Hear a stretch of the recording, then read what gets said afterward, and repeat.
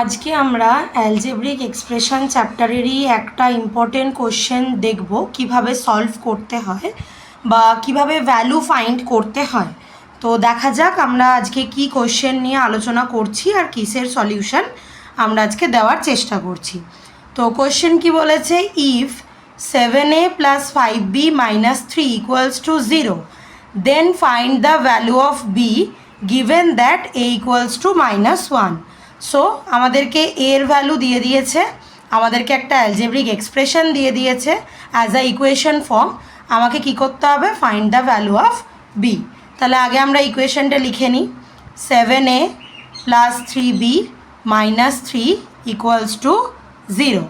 So আমাদেরকে এখানে কি দিয়ে দিয়েছে, আমাদেরকে এখানে গিভেন দ্যাট a = -1।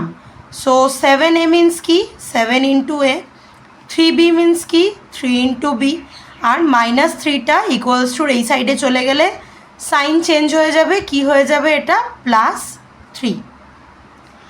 এর ভ্যালু আমাদেরকে দিয়ে দিয়েছে কত, -1।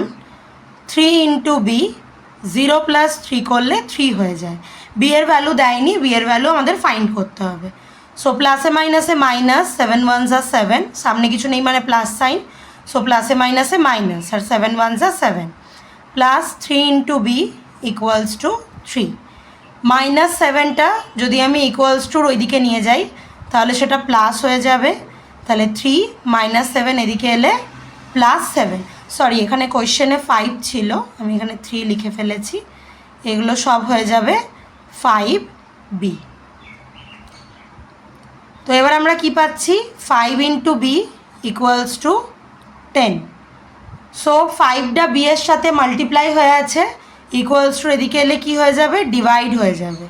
So 10 / 5, therefore B = 2। 10কে 5 দিয়ে ডিভাইড করলে কত হয়, 2 হয়। So the value of B = 2।